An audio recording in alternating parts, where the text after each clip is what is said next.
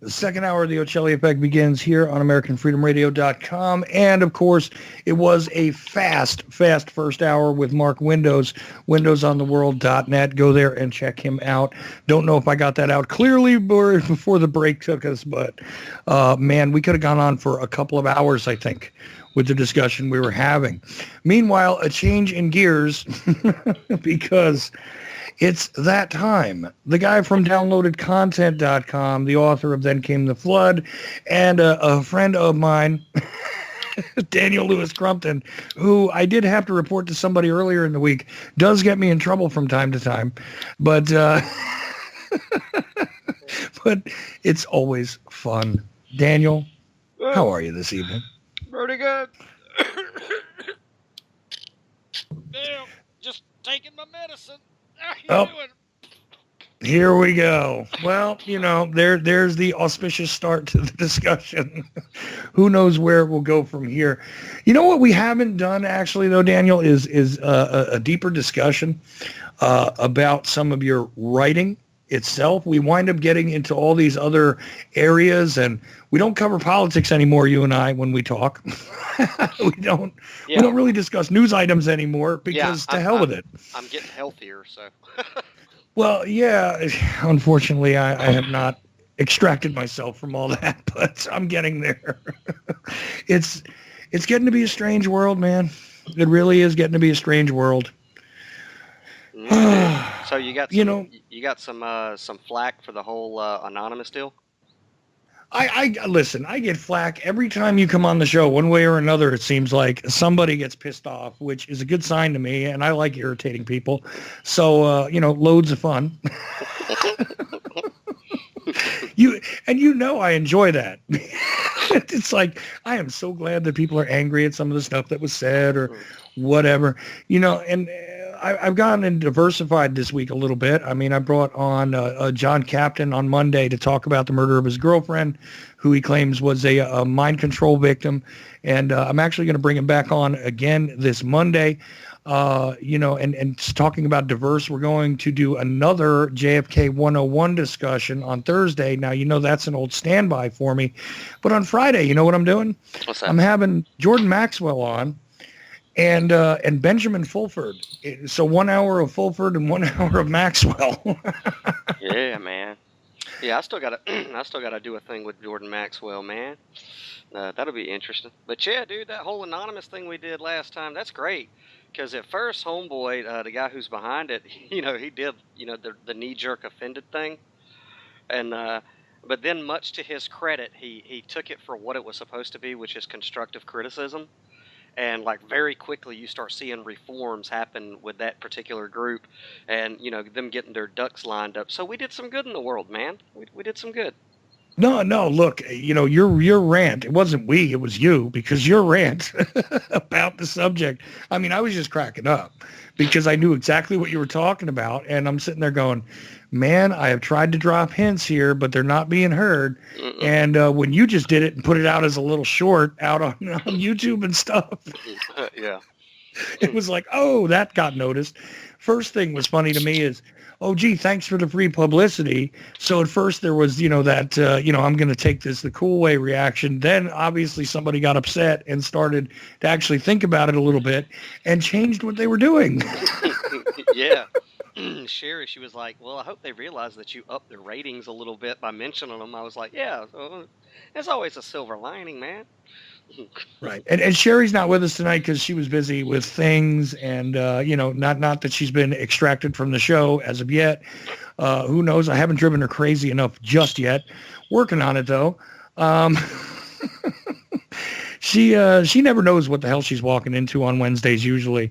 But we're doing this just you and me tonight. So I was wondering, what kind of an odd area could we go into? What is part of the unexpected but yet somewhat expected thing in your mind? Because I know you always have about 5-6 schizophrenic agendas going on. Mm-hmm. And I say that with all due respect, by the way. I'm always spinning something. Yeah, dude. another way to put that, by the way, see, with all due respect, comes from a discussion we had about, the Italian American way of speaking.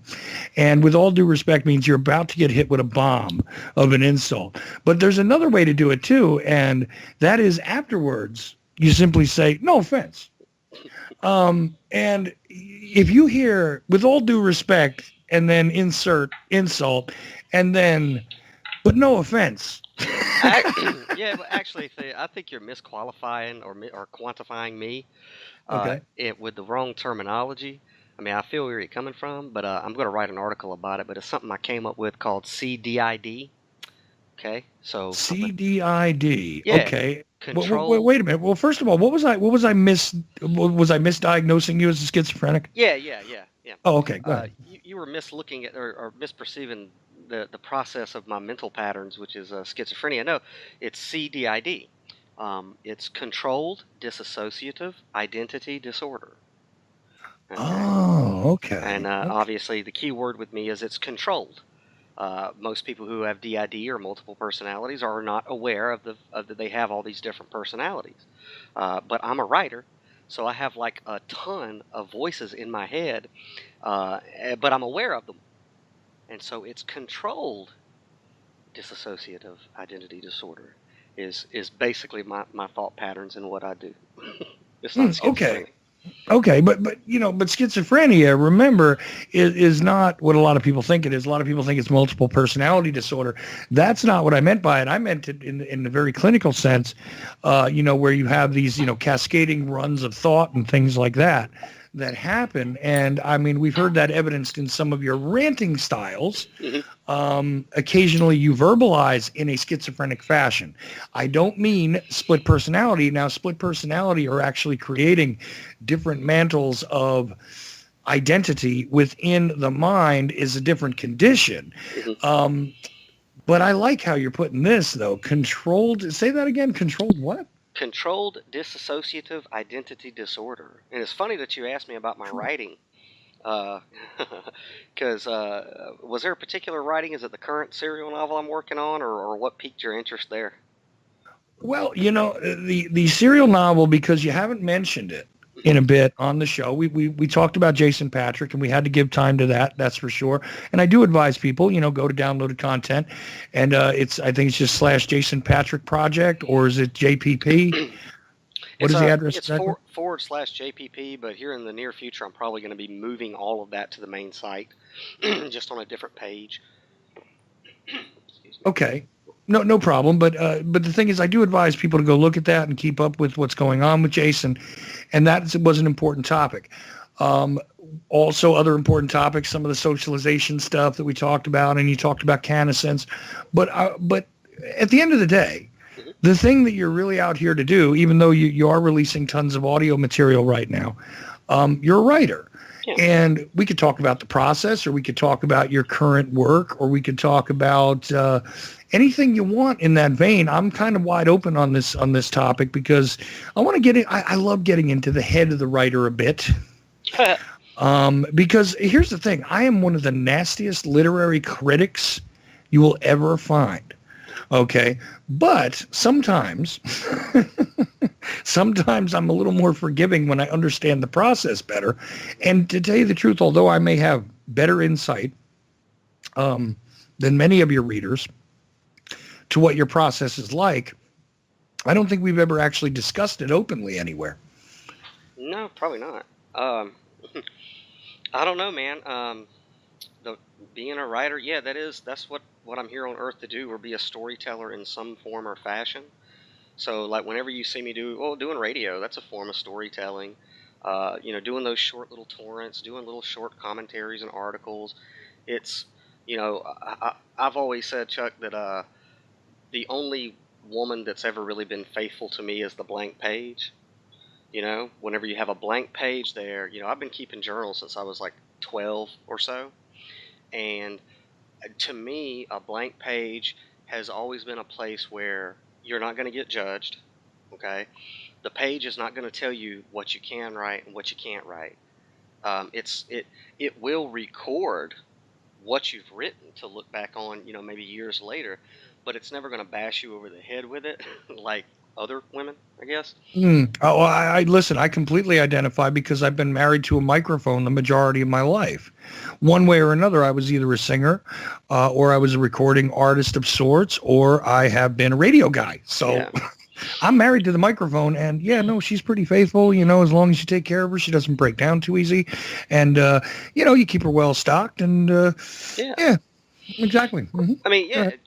and you could take writing or speaking, and put it to anybody's passion, but your passion, and for me, it's writing, is where you can really, really just bleed out on your outlet, on your page, and dude, here, years ago, I felt like there was a filter, like somebody grabbing my throat, and I'm not going to give all the details, but uh, when I would write certain controversial things or things that were just, everybody thinks certain things, but very few people say them, I would be warned, you don't need to publish that.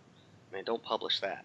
And I'd be like, oh, okay. But then I would go ahead and publish it at, the way that I wanted it. And that one line or that one idea that was supposedly controversial is what got me the most feedback. Because writers are very, good writers. I'm not talking about jack writers. I'm not talking about writers who do it for money or for fame or anything like that. I'm talking about people who live and breathe to tell stories, to communicate, okay, in whatever fashion, but for me, it's a writer. Um, we are very naked and open, and we really put ourselves out there because you personally know me, so you can, whenever you read my writing, you know that certain characters are based off of real people, okay? And I can be pretty scathing when I need to bring out somebody's negative qualities on the written page. What people don't realize is after they're done reading whatever it is that they've read from me, that I have to live in that world with those people. And it's Yeah. not always easy. Well, no, look, and I can identify with this problem because you know how many times I put out something on the radio now, and I have now had to be confronted afterwards, again, not naming names, but I've had to be confronted afterwards with the smallest thing that I thought was just an excited utterance of honesty, an observation like, well, let's cut straight to the chase. That show that I did on the system of prostitution that I believe is in the socialization between men and women, that episode which I did with Sherry, still stands as one of those things that keeps getting me all sorts of weird feedback. There are people that personalize it that I wasn't talking about at the time. Hmm. There are people that hear themselves because they had some past experience with me and think that I was addressing them directly when I wasn't. I was addressing a general thing. Now, the funny part is that some of the people that I know heard the show, who I was talking about particularly, usually missed their cues. Yeah. But there's nothing I can do with what people read into it afterwards. Now, that's a fascinating thing because sometimes when I tell a story, and you've heard me tell stories on the air that are real, exact, like I'm just leaving the person's name out. That's the only thing I left out, right? Right. It's like, we did this and this and this, and you're like, oh, I know when that happened. Yeah. But the thing is, somebody else will pick that up and think that I'm talking about something entirely differently. There's nothing I can do with what people decide to do with what I put out. You must experience the same thing Mm, writing. dude, all the time, man. Over the most bizarre stuff. Uh, and what I get is, oh, I know he's talking about me. I know that it's me, either in a good way, a bad way, or whatever. It can be taken. It depends on what I write, but I'll have people who swear up and down that I was specifically writing to them and I was writing about them. When in all actuality, 9 times out of 10, they were like the furthest person from my mind. You know, or yeah, I get a lot of weird crap like that. Um, I've also, you better be careful what you write because you might suffer lawsuits from people who get offended at what you write. And I'm like, really? Is anybody going to sue me over some, over reptilian shapeshifters and different dimensions and astral projection and stuff. And how are you going to take that to a court of law and say that was you in that book? You know what I mean? But yeah, it's strange, man. It's like having dual identities. I mean, even you know what I'm talking about. And I guess this is why I have such an affinity for superheroes, is because, when I'm behind the keyboard or behind the mic or whatever, but predominantly the keyboard, it's who I really am, where I can say anything that I want to say.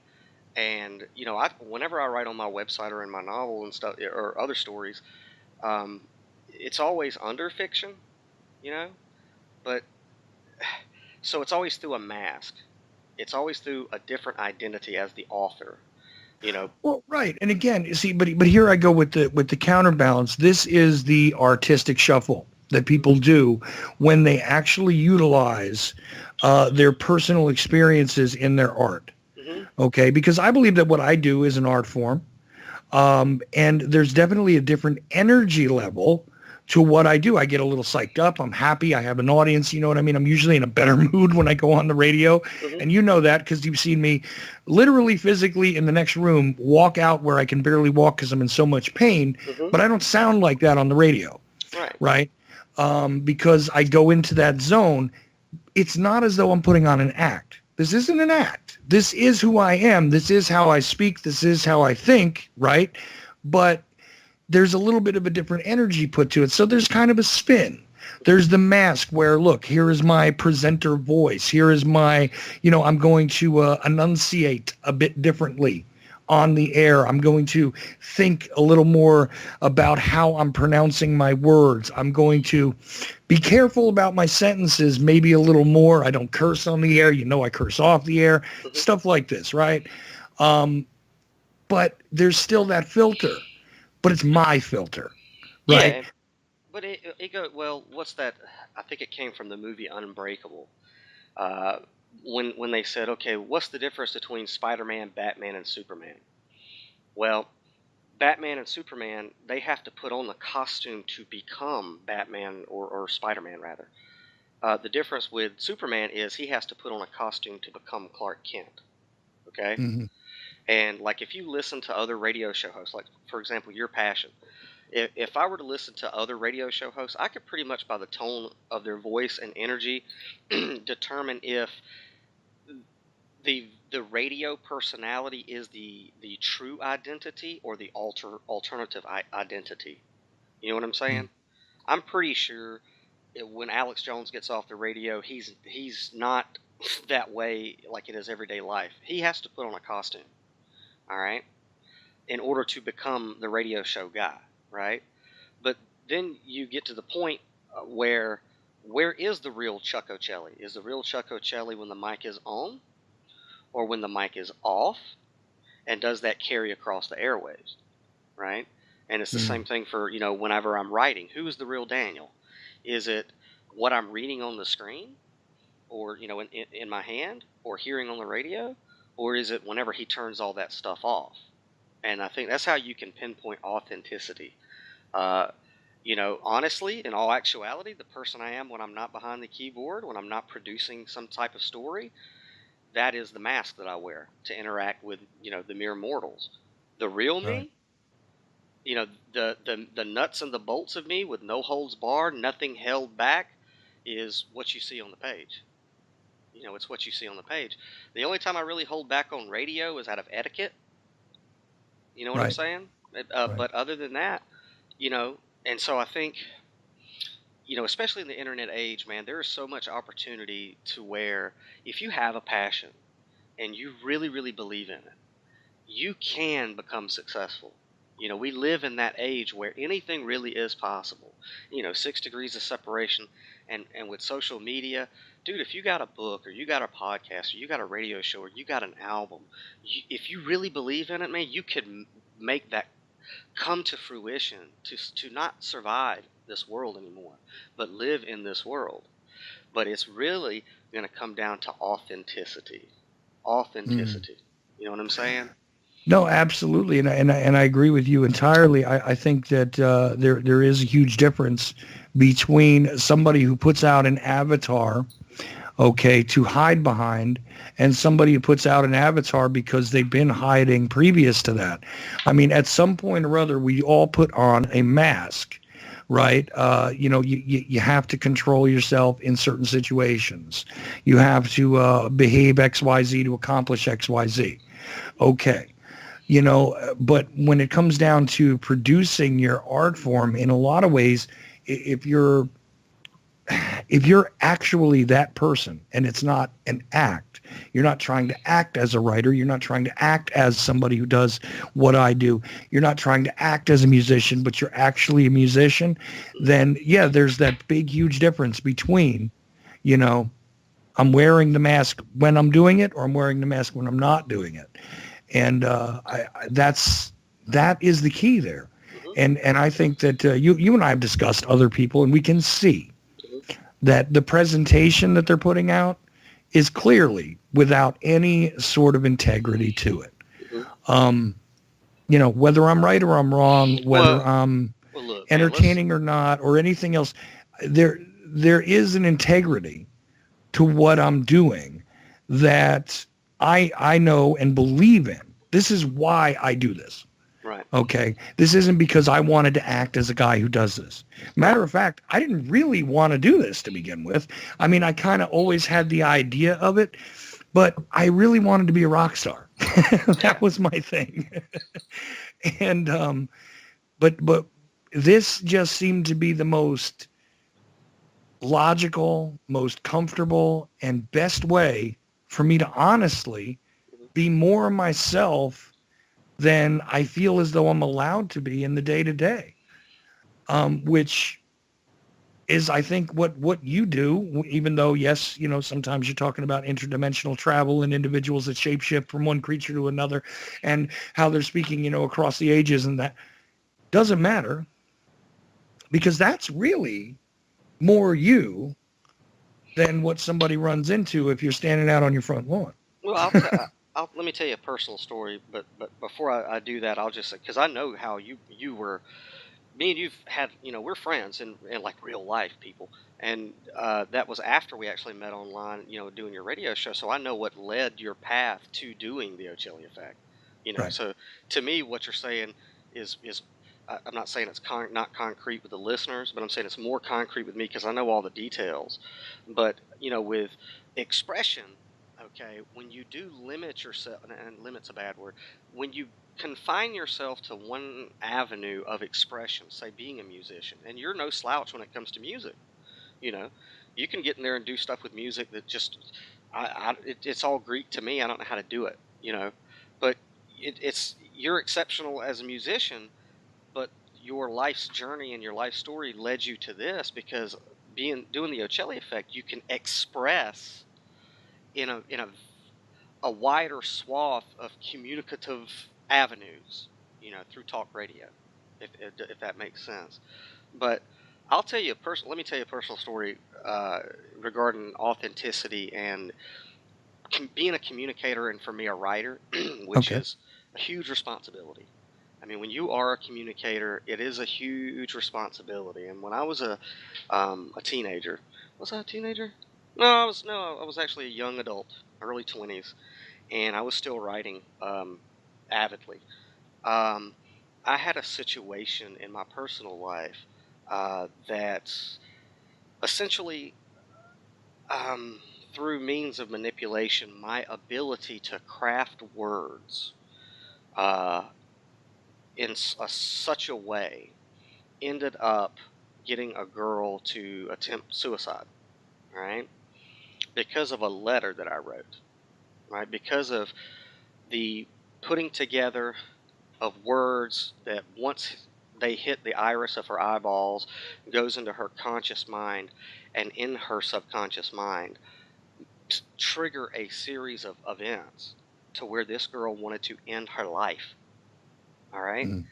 and took her car, and I was not a good person at that moment. That was not my proudest moment to have done that. I didn't think it would go that far, but just a 2-page letter that I wrote, if I remember correctly, made this girl wrap her car around a telephone post. All right. And after that, atop some other personal issues, I completely stopped writing for more than a decade. I did not write anything. I stopped writing in my journals. I wrote no poetry, except on certain occasions like weddings or funerals, you know. I wrote no fiction, no commentary. I wrote absolutely nothing because I was absolutely horrified at the damage I had caused by means of a craft that I believe God put me here to perform. All right. So I say that because, you know, through a lot of soul searching in life and growing and realizing, oh, wait a second, what made that happen? You know, as a writer, um, what you're doing is a person is trusting you, if you're a good writer, to step inside their mind and paint a portrait, to paint a reality, to paint a commentary. They are suspending their critical thinking and belief for a while to allow you in their mind, right? Mm-hmm. And that's pretty heavy if you stop and think about it. Whenever anybody cracks open a book that's got my name on the cover, or clicks on a post or an article or a chapter of a serial novel with my name, they are opening the front door of the house of their mind to me, whether they know it or not. And me maturing in this life and realizing you should first do no harm to people, you know. Right. Don't be a burglar. Don't go into people's homes and trash their stuff or steal. If you can do anything, then you need to go in and make the place better than how you found it, right? Or leave a gift. Leave a gift that's actually a gift. One or the other. Hmm. Right. If you can't improve the place, at least leave them a gift. Yeah, something just to make it better. And when I started to think about my talents and skills, uh, because there's a difference between talent and skill. You know, like Will Smith says, talent you're born with. Skill is when you take what you're born with and you beat on your craft every single day. That's Mm. skill, all right? Everybody's got talent. But when I started to think of it that way, and having gone through a lifetime of hardship myself and coming through it and saying, you know, I can help other people, as when my fingers started to navigate back towards the keyboard. And so I'm very conscious when I write that people are going to hear me. And I'm just a normal human being like anybody else, man. You know what I'm saying? I pay bills, I have to eat, I put my pants on one leg at a time. You know, I just happen to be a communicator and pretty good at what I do, right? When I started to think in terms of how to make the world a better place through that, when I sit down to write something, I'm always very conscious of that. And I'm always very mindful that it is a privilege for people who read my stuff to let me into their minds for a little bit, you know, because you and I both personally know, and this translates from writing to filmmaking to doing radio. All right, whenever Mhm. somebody turns on the Ochelli effect and they trust you as a source and they're welcoming you into their head via whatever fondle slab of choice, or they're listening on a computer somewhere, they're going to develop a rapport with you, and they're going to trust what you're saying. You know what I Mm. mean? And so this translates over to you, to where you have to be mindful of what it is that you're presenting and how you present it to your listeners. Um, but you and I both know there are cats out there who know the science of what me and you are discussing right now and do a lot of damage in people's personal lives. Right. And I have seen with my own eyes the amount of damage that taking that responsibility of communicating to others, I've seen firsthand what it can do to a person. And it's the ugliest and most evil, sadistic stuff I've ever seen. And so I'm not going to get violent with anybody. I don't believe in that. But I do realize that if I could recognize that's a problem out there, it is incumbent upon me to keep balance in the universe and try to uplift people, inspire people, entertain people. Laughter is the most, to me, if you can get somebody to laugh with words, then you're doing your work here on this planet, because that's what we need, man. Laughter is just so beautiful. It's, if you stop and think about it, when you're laughing uncontrollably, it's almost the same bodily functions as weeping uncontrollably, just in a higher vibration. Does that make sense? Well, it does, and it's clarifying. It's cleansing in a way to do that, to actually sort of almost involuntarily get swept into that emotion, and both weeping and laughing actually have similar properties, although sometimes that weeping comes along with a very painful experience. And quite honestly, again, even humor is a lot of times rooted in some sort of pain. Yeah. Okay. But it's not the pain that I want to focus on here. It's just the fact that that's where that trail starts, but it doesn't have to end there. You don't have to submit to the pain. You can express it, and by expressing it, this can actually purge, the heavy remainders that come along with it, right? Well, yes, it's funny. I find profound moments in my life are often dismissed by other people. Just for example, in my early childhood, I saw a cousin who was eating some Cheerios at like 10:30 in the morning, and I said, "Aren't you late for work?" And they said, "Yeah, but when you're late, right?" Because what do most people do when they get up late? They rush and they hurry, right? But Right. not. He was chilling out, eating some Cheerios and watching, the news or whatever. He's like, "I'm already late. Why am I going to sit there and rush?" But anyway, those types of moments, like, he probably never thought about that for the rest of his life, but that has set a pattern in my life to, well, when you're late, you're late. You might as well not lose your crap over it. But one night, you were watching Family Guy or American Dad or something, and Some cartoon, yeah. some cartoon, and I think we were both done doing whatever we were doing, and so we both chilled out to watch some cartoons, and we were laughing our asses off, and you just, a passing phrase, you said, "Yeah," because whatever the joke was, it was like about racism or cancer or AIDS or something, and we were just dying laughing, and you said, "Yeah, the greatest comedy comes from the greatest of pains." You know, Mm. But that one phrase right there, I had never thought about that before. And I go, "Holy crap, dude, Chuck is right. He just like laid a golden Buddha egg." The greatest comedy, if you really stop and think about it, is making light of stuff that people freak out about, and it destroys their worlds. And then you got somebody who's like a stand-up comic like Dave Chappelle, which, by the way, his latest stand-up was magnificent. Makes billions of dollars off of, making you laugh about it. And so it's like, I say a lot. I say, look, whatever it is that you're going through in your life, one day you're going to laugh about it. So why don't you just do it right now? Get it out of the way. Laugh about it right now. Well, that's the thing. I mean, and I appreciate some comics that not a lot of people, appreciate anymore, that have kind of been lost to history. A guy like Sam Kinison was amazing because he took that very like Bible Belt sounding preacher, extreme cadence, Yeah. and applied it to the most disturbing material, the most taboo material he could possibly, conjure.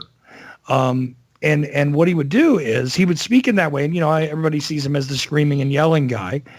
But that screaming and yelling sounds like what you hear in some of those extreme Baptist churches. You know what I'm talking about, the smaller ones, Mm-hmm. where, if you're going to be a soldier for the Lord, and so on and so forth like that.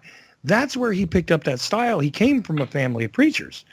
Yeah. But when he would take that and then apply it to, let's horrify everybody for a minute, Mm-hmm. people would laugh out of their own personal discomfort from what he was describing. Mm-hmm. I mean, this news story that it's one of the greatest bits of all time that he ever did. This news story where he talks about, I read a story that there was a group of homosexual necrophiliacs going from funeral parlor to funeral parlor, offering the people that work there money to spend a couple of hours undisturbed with the freshest male corpse. Now, how many levels of taboo did you have to, and we're talking about the 1980s here when he did Right. this. Right. This is not like today where, you can find everything on the internet. This was like, what did he just say? and he would make a joke out of it that was, at the end of it, it was, let me see how I can tailor this for my show. He's laying face down on the stage and starts rocking back and forth. And he basically says, "Oh, so life keeps screwing you even after you're dead? It never ends." Yeah. Now that sounds wholly ridiculously disturbing and crazy, but if you think about it, there probably wasn't a single person. I saw him do that live, by the way, in New York City. There wasn't a single person that was there that wasn't like made uncomfortable and kind of forced into laughing about how disturbing. I mean, first of all, necrophilia, homosexuality was a whole lot more taboo than it is now. Okay, throughout the country. The idea of necrophilia to begin with, the idea of trying to pay people off, thinking about, your loved one's remains being disturbed. And I mean, how many levels of bizarre, painful, twisted stuff did he throw together there to evoke that reaction? To me, that was a brilliant piece of performance art. And a lot of people are like, "You're just a twisted guy, Chuck." but think about it objectively, right? How many levels do you have to get to? And thinking about a guy like Dave Chappelle, and I haven't seen the latest stand-up, although I'm dying to see it.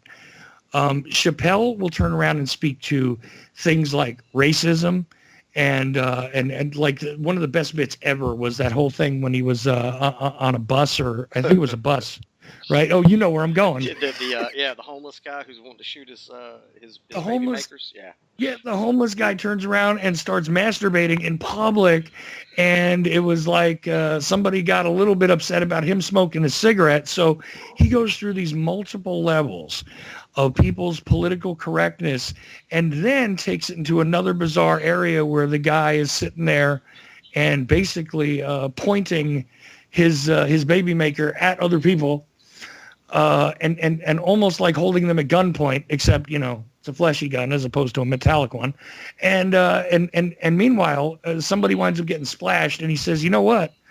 If you get if that lands on your head, you're going home for the day. You're not going to work." Yeah. I mean, that was one of the most hysterical. And there's another example. A bunch of different levels of stuff to make people uncomfortable, right?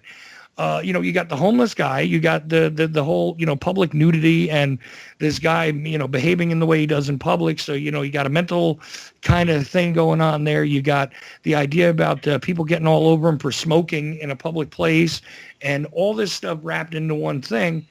And it comes at you, and it becomes one of the most memorable things you heard. Yeah. Because what does it do? It challenges all sorts of aspects of comfort, right? Yeah. Well, Dave Chappelle's a different thing. Like I like Bill Hicks. I like George Carlin.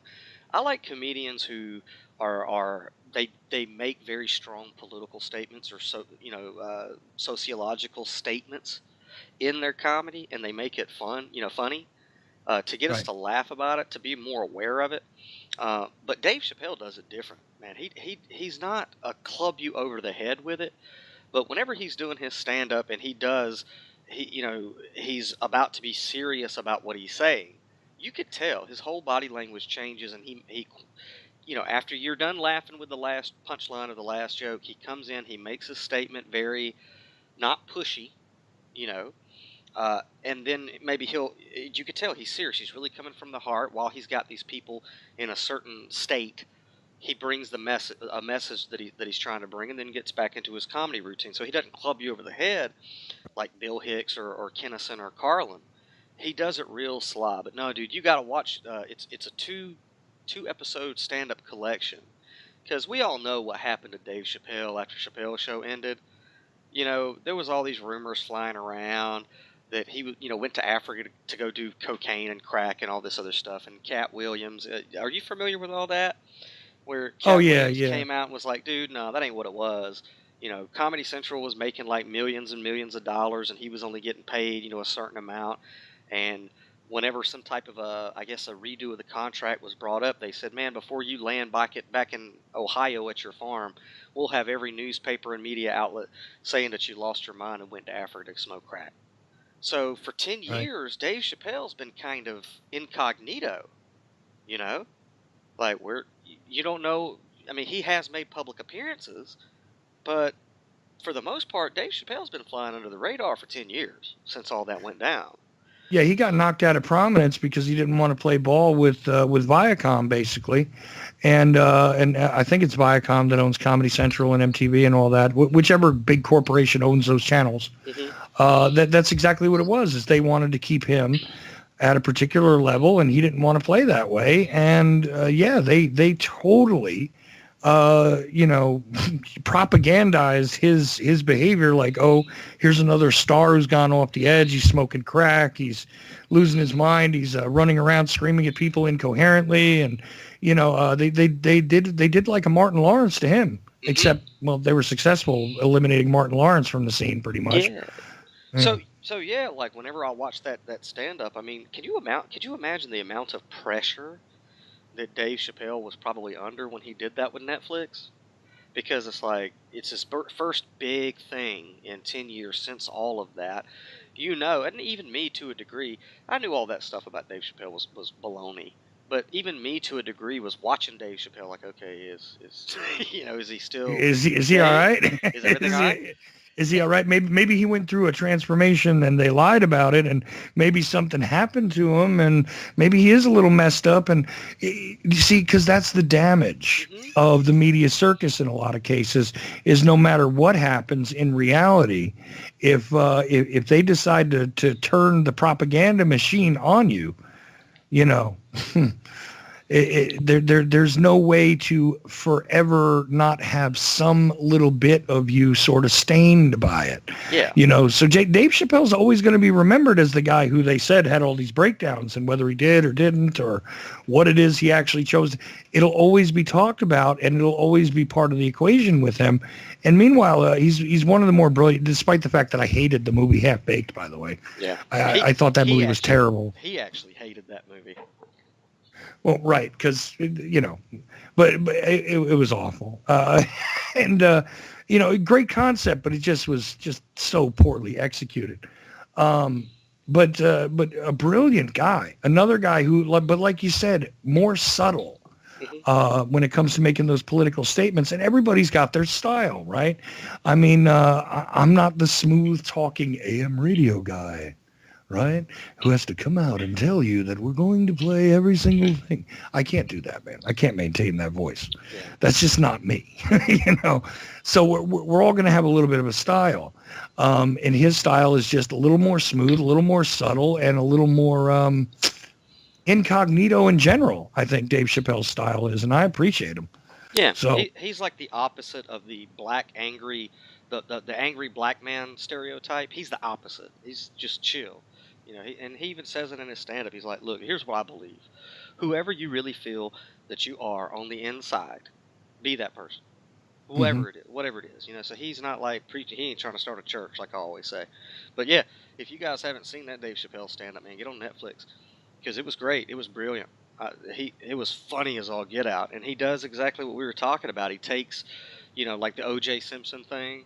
That's still a hot button issue for people in a racially divided topic, and he just brings it up, and you got white people, Chinese people, black people, all kinds of people under the sun laughing together in the same room. And so stand-up comedy, which is cool because I might actually be getting booked for some stand-up gigs here in Georgia. I don't know if I've gotten to talk to you about that, but that might actually be on the horizon for me.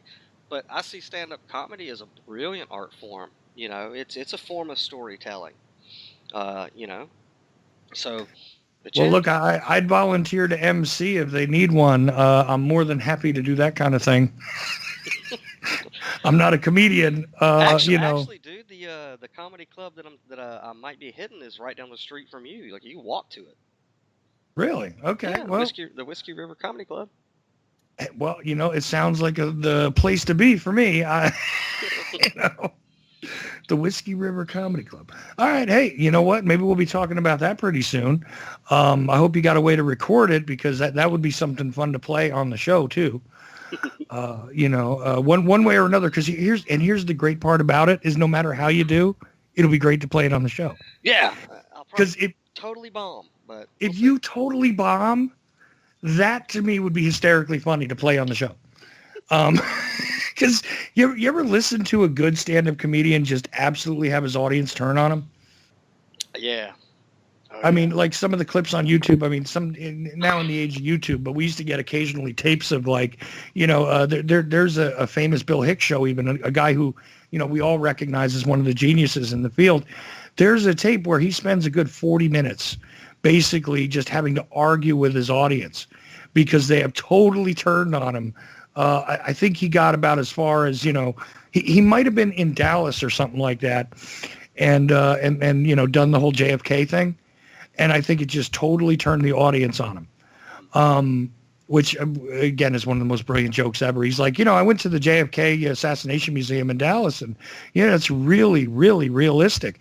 They have a whole setup with sixth floor window and all that, and Oswald isn't there either, which is very funny. And he also did the thing about, you go into a smoke-filled room if you become elected president, and they pull down the room goes dark, right? And they pull down a screen and they go, any questions? Yeah. Funny stuff. I mean, I can't recreate Bill Hicks, but you know where I'm going. But he was sort of a little more of an aggressive comic. I wonder what your style is going to sound like. It's got to be something. I have no idea. Hmm. I don't know. I write funny stuff, so I've been told. How that will translate to doing it in front of a live audience, I have no clue. But that's something on the horizon. So. Well, you have learned that speaking is different than writing. Oh yeah. Look, I'm not a good writer. In my own estimation, I mean, I write some decent poetry, but that's because years and years of writing lyrics along with music. I think I can write some interesting poetic things or prose. But when it comes to like writing a story, I'm not good at it. I can tell you a story, Mm-hmm. right? Because it's a different vibration, friends. It really is. And I know you hadn't really done much public speaking prior to coming on the shows with me a few years back. I mean, you had done some things where you got on a microphone in front of a crowd, Yeah. but a little different when you're sitting there and basically having the conversation with the wall and another voice that's in an earphone. It's a little different, right? Than say giving a speech or anything really, having a telephone conversation. It's not the same thing. So it'll be interesting to see how that translates. Yeah, we'll see. And yeah, and as I said, it would be even. I don't know. I'm not rooting for you to bomb, but it would be so amazingly entertaining if the audience turned on you and shit. That might actually like fire me up. I don't know. But, Well, I know that'll mean that we're going to have 5 more gigs after that, but I'm just saying it would just be extremely funny if they just like hate your guts. It would be so great. But then again, I'm one of these guys, as I said at the beginning of the hour, I'm kind of amused by that. So, yeah, well, you when you, can't win. You can't win some days. I don't know. Yesterday was Torrance Day. 'Cause those torrent. Whenever I do a podcast, to cater, which are usually about an hour and 45 minutes, to cater to the YouTube generation, which is 10 minutes or less attention span. right, I take certain key points of interviews or shows or certain funny moments when I'm on the radio, and I cut them up and I put them out on YouTube as short little videos called torrents, right? And when you're producing that much stuff in a day, uh, and you're taking cannabis, you come up with titles like on the fly. You know what I'm saying? I don't know if you caught the stream of torrents yesterday, right? But I was going through and putting them out there, and some of the titles were Jesus was a rock star in the sack, just ask Mary Maggs, you know? right, Uh, yeah, one was head coverings for women because the gods like to sling a lot of sperm, you know? One was, what was it? Epic threesome fail, Adam and Eve and Lilith, right? And right, so, and they're like 5-minute videos, and of course the title is kind of funny and offensive and shocking, I guess, to certain people. But for the most part, I get great feedback. People are, oh, that the title was hilarious, but then like today, I go to check my messages, and I offended somebody. I I'm pretty sure it was a Baptist that got offended, heavily offended. By the way, my favorite title from the Torrents was when where demons come from and why they are screwing with your food. Oh, you like that? Yeah. I thought that was a good one. Go ahead. Yeah, they're just off the wall titles. But when you're pumping them out, like, 6 or 7 in a day or whatever, you have to title them very quickly. So, and I'm like, okay, this will catch people's attention. It's funny, and it's also relevant to whatever the hell I'm talking about on the show. But yeah, dude, sometimes you can't win with the title. But yeah, I got my ear chewed off by like a Baptist about they probably didn't even listen to the video at all. They just saw the title, And I've had, quote, marketing salespeople come to me. What are you trying to do, man? Why are you titling it that, man? You're going to turn your audience off. Do you even want them to listen? And I stop and I think to myself and I say, well, the type of people who I want to hear me are actually going to go past a title. So, no, I don't want them to listen to it. Mm-hmm. Okay? If the title offends you and you're going to respond or come at me, bro, before you even know what the context of it is, I really don't want you listening to anything I say. And I really don't want you to read anything that I write. Because you're shallow, and it is what it is. Your fear to look at opposing beliefs shows the invalidity of your beliefs. Uh-oh. Write that down, dudes. We got to copyright that, put on a t-shirt. That's a pretty good one. That is definitely a good one. And here's the thing, when it comes to people being offended, I always find it humorous because the fact is that very little should offend somebody about some words that are spoken or written.